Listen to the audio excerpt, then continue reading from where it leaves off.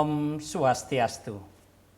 Para pemirsa yang budiman dimanapun berada, kali ini saya kembali berbagi mengenai Wiwaha Samskara. Persiapan dan tantangannya. Kita semua pernah mendengar kata catur asrama. Catur artinya 4 dan asrama artinya pembelajaran. Dengan kata singkat bahwa hidup ini sesungguhnya telah dibagi berdasarkan 4 tahapan penting. Kita juga semua tahu tahapan pertama dari catur asrama itu tidak lain adalah Brahmacari asrama. Dari usia berapa? Nah, saya ingin mengatakan bahwa masa menuntut ilmu atau Brahmacari asrama itu kita beri tenggang dari usia sampai dengan usia 19 tahun. Mengapa? Karena tentu pada usia ini seseorang sudah dianggap dewasa. Seseorang telah menyelesaikan pendidikan sekurang-kurangnya sekolah atas.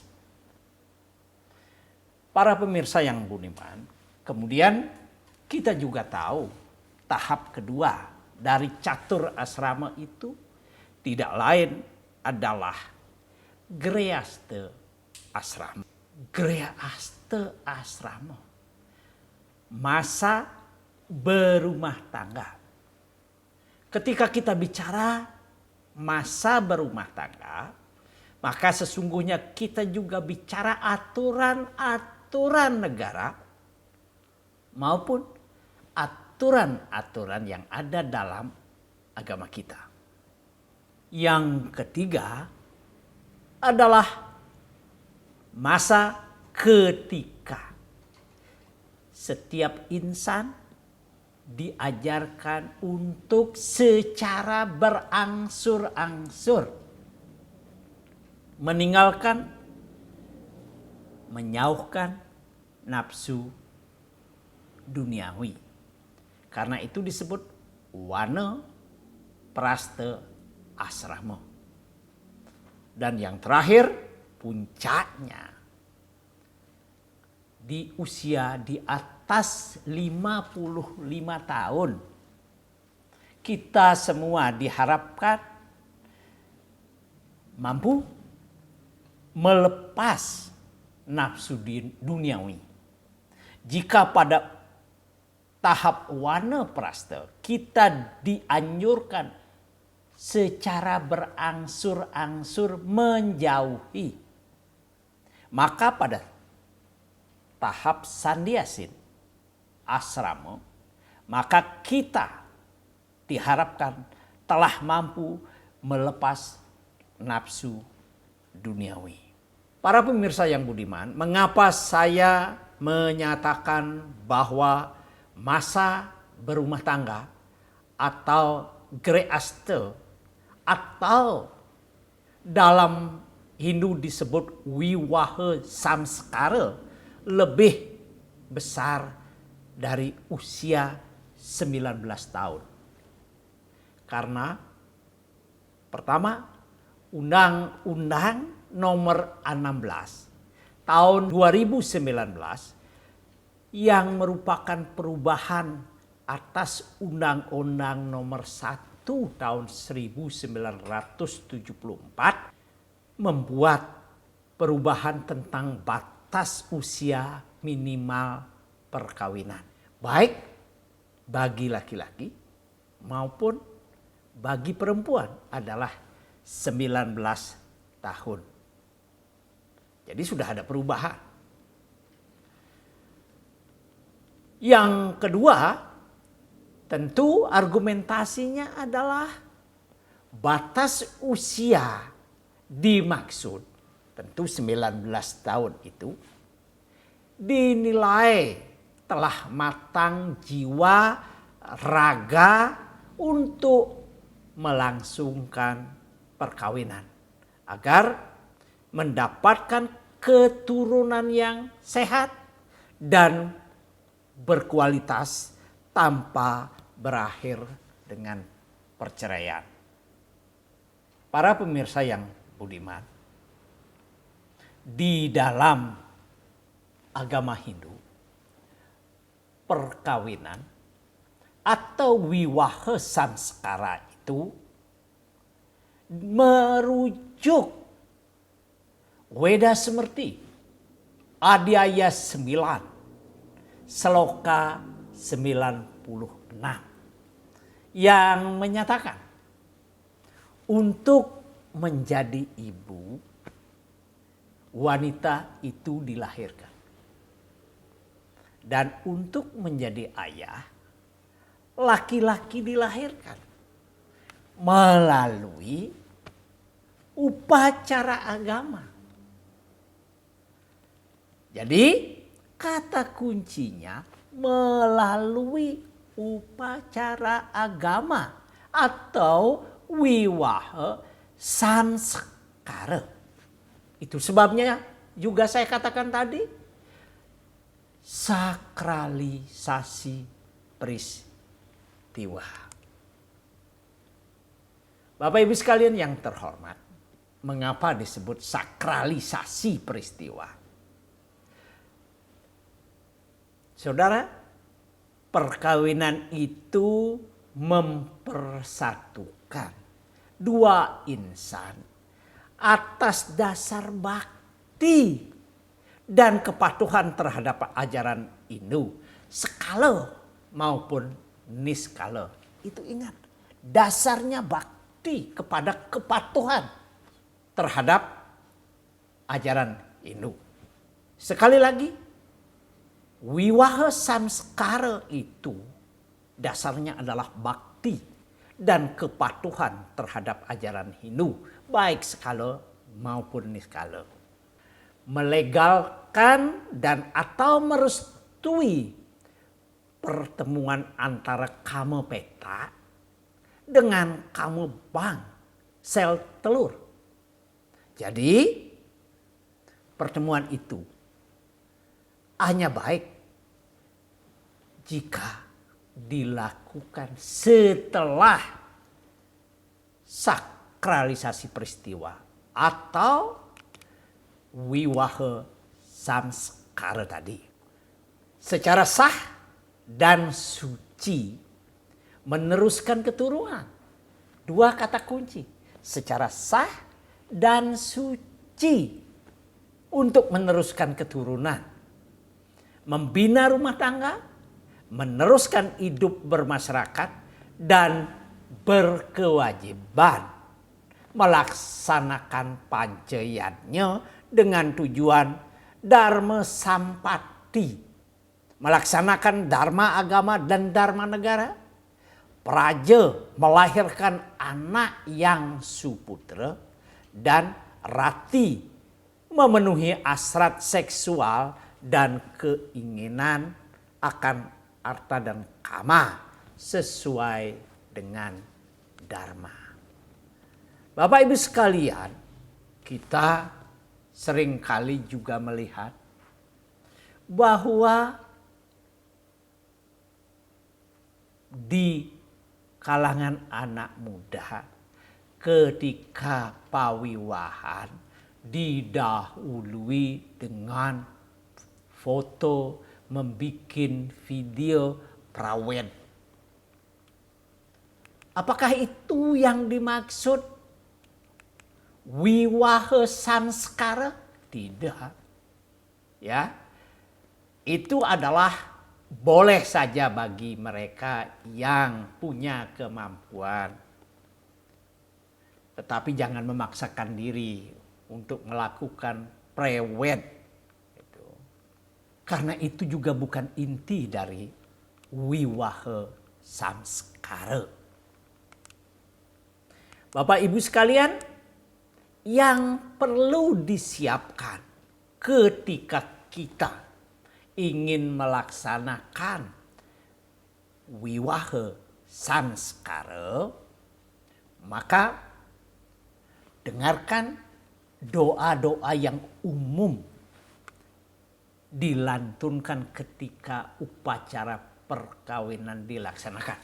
Misalnya, Om Sarwa Sukinah Bawantu, yang intinya semoga harmonis dan rukun.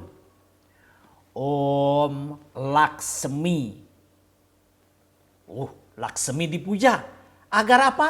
Dewi Laksmi sebagai simbol kesejahteraan memberikan kesejahteraan kepada kedua pengantin. Om Sidisce agar teguh terhadap godaan dan rintangan hidup. Dirgahayu astu dan astu agar dianugerahi langgeng. Para pemirsa yang budiman,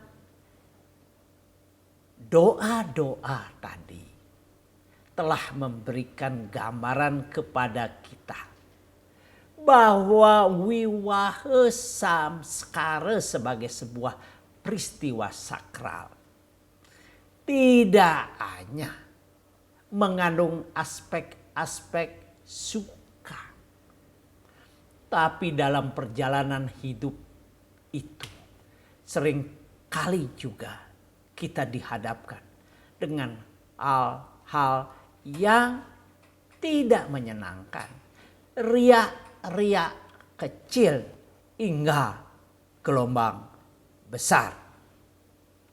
Oleh karena itu, Hindu mengajarkan mungkin undang-undang negara, dharma negara sebagai ciri kita bakti kepada guru wisesa, maka ketahuilah bahwa yakinkan diri kita bahwa kita telah berusia di atas 19 tahun. Yang kedua tentu harapannya telah matang jiwa dan raga. Yang tiga bahwa perkawinan tadi tidak selalu happy seperti saat pacaran. Selalu terdapat riak kecil hingga gelombang besar.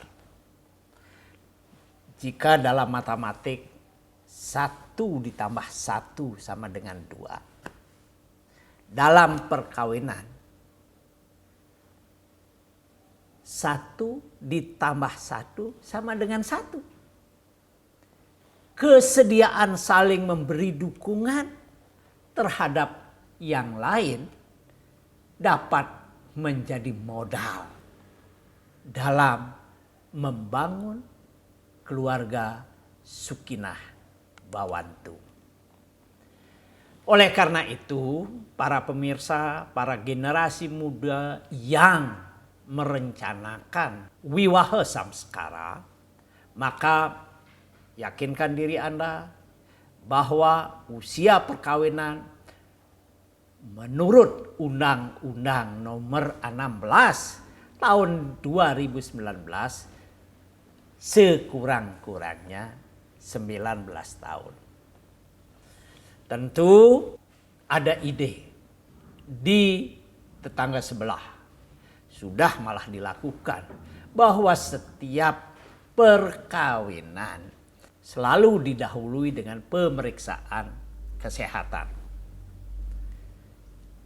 Perkawinan membutuhkan kesediaan untuk saling terbuka dan memberi dukungan.